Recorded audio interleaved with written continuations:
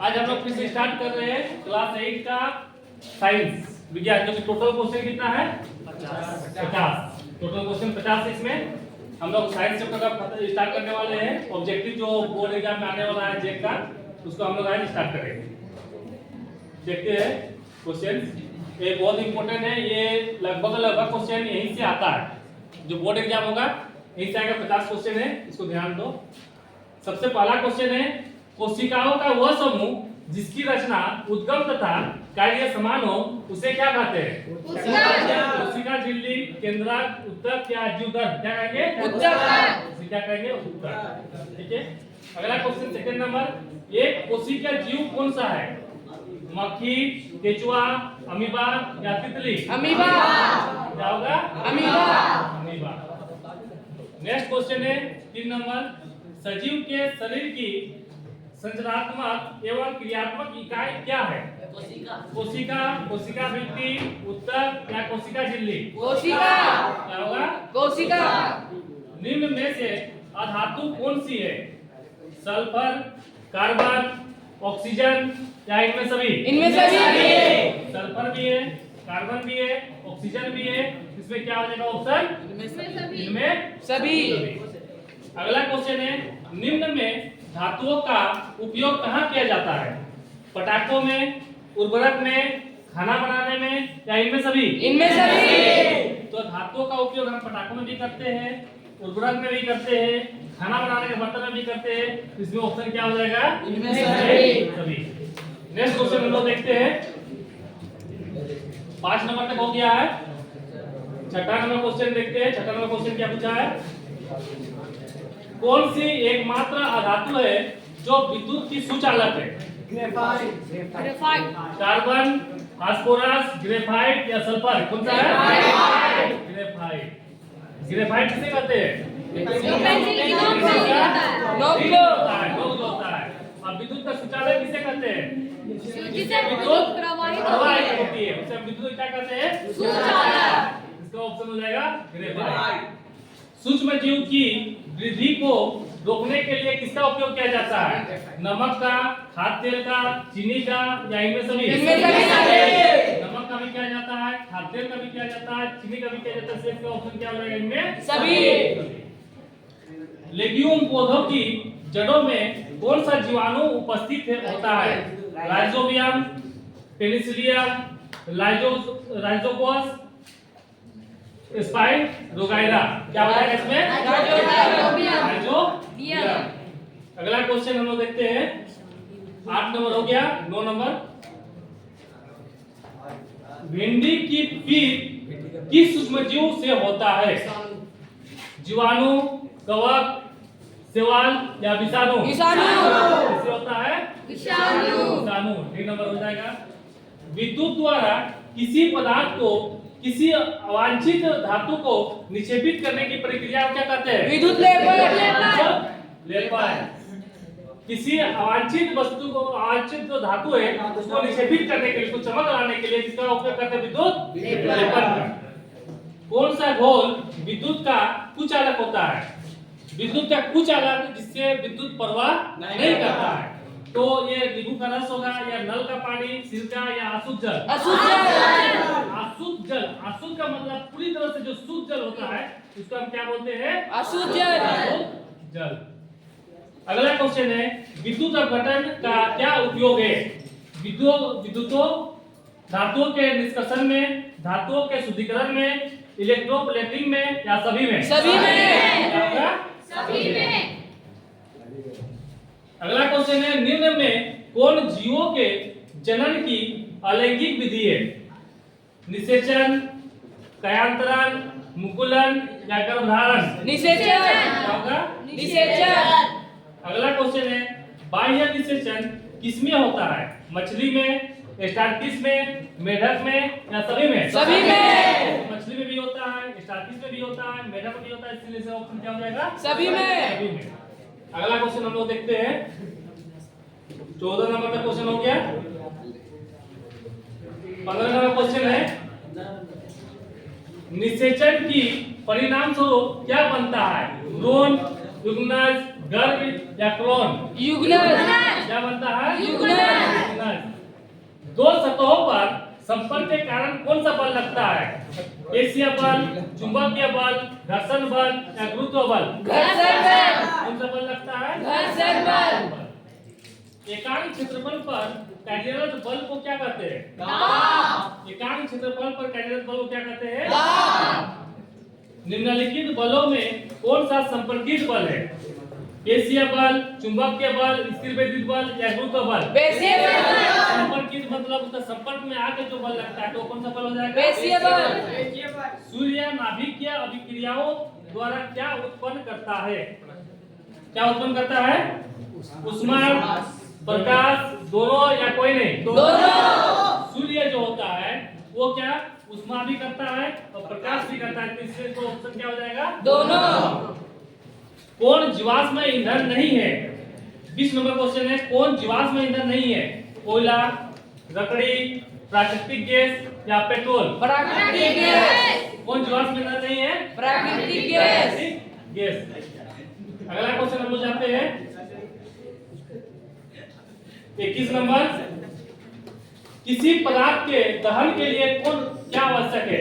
दहनशील पदार्थ का होना चाहिए या ज्वलन ताप का होना चाहिए या ऑक्सीजन के, सभी का? सभी का। किसी भी चीज को जलाने के लिए हमें ज्वलनशील दहनशील पदार्थ भी होना चाहिए, ज्वलन ताप भी होना चाहिए, ऑक्सीजन का भी होना, तभी ये जलेगा। इससे हम क्या बोलेंगे? सभी।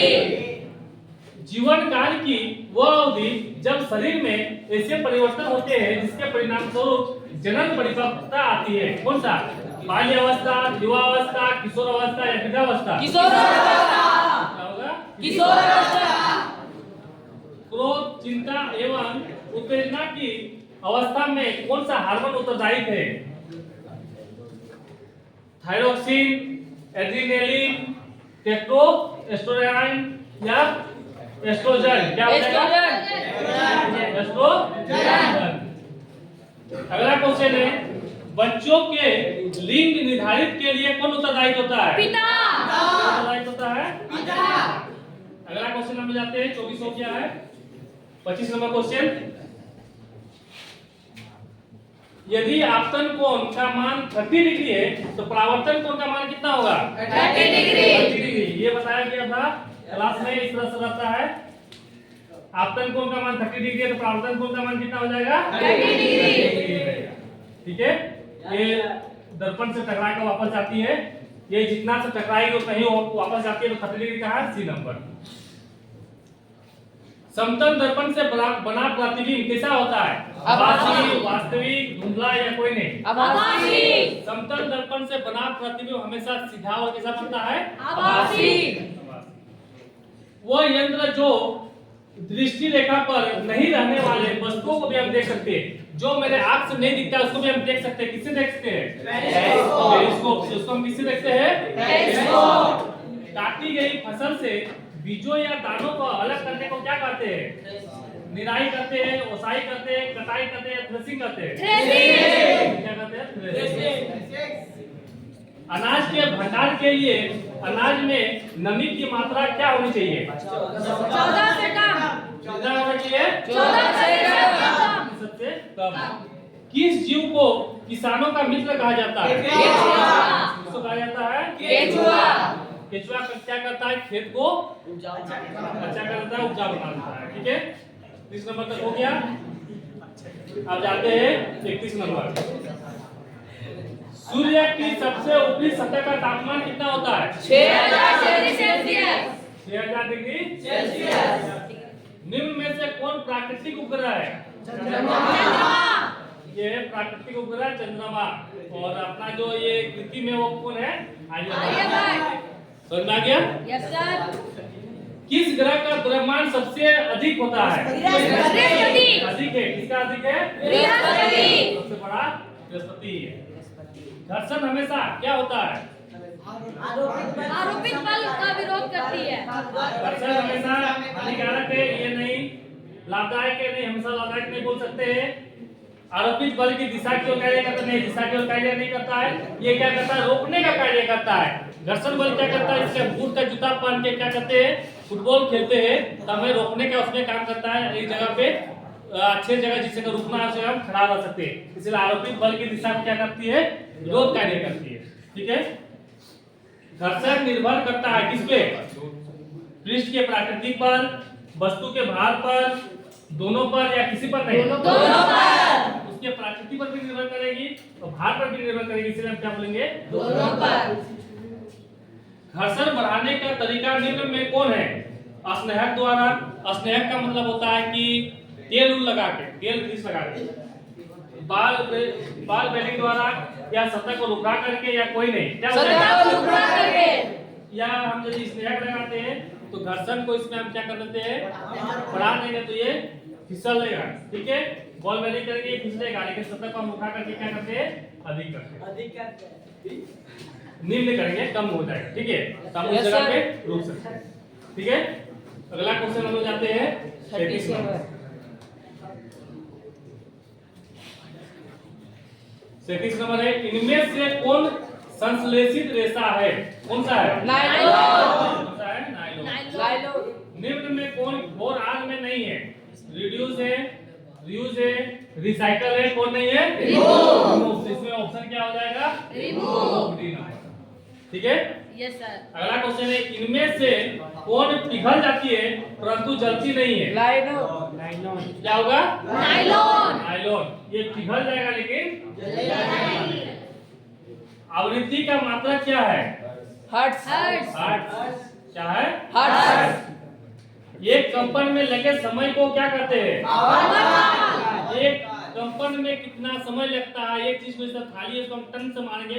कंपन जो होता है, कंपन में लगा समय को, उसको हम किससे नापते हैं? आवर्तकाल। काल का मतलब ही समय का बोध हो रहा है, ठीक है?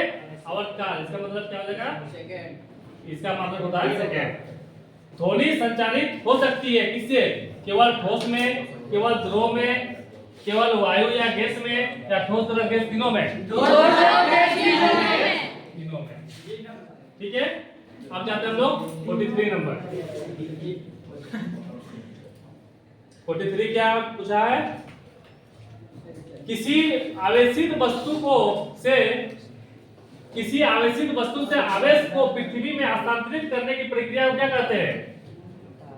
भूसंपर्कन, तड़ित, प्रतिकर्षण, या कोई नहीं? ये क्या हो जाएगा? भूसंपर्कन, ठीक है? किसी आवेशित वस्तु से आवेश को पृथ्वी पर हस्तांतरित करने की प्रक्रिया क्या कहते हैं? भूसंपर्कन। भूसंपर्कन। भूकंप की शक्ति के परिणाम को कैसे मापा जाता है? जो भूकंप है, ठीक है, भूकंप को नापने के लिए, उसका शक्ति को नापने के लिए इसका उपयोग किया जाता है? सिस्मोग्राफी द्वारा। सिस्मोग्राफ द्वारा, ठीक है? आवेश कितने प्रकार के होते हैं? दो प्रकार के कौन से?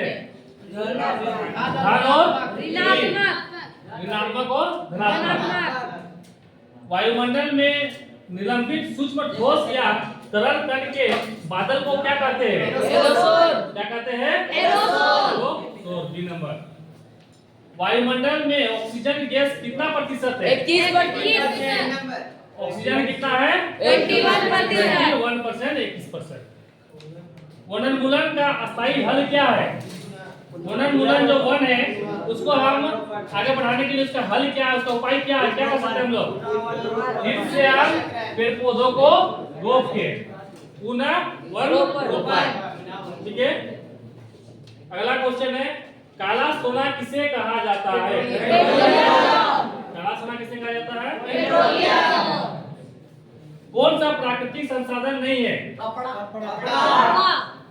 जल प्रकृति के द्वारा मिलता है, हवा प्रकृति के द्वारा मिलता है, सूर्य प्रकाश प्रकृति के द्वारा मिलता है। ये हम लोग नेचुरल है, तो इसको क्या आंसर हो जाएगा? कपड़ा। ठीक है, समझ में आ गया? इस तरह से हमारा 50 क्वेश्चन कंप्लीट होता है।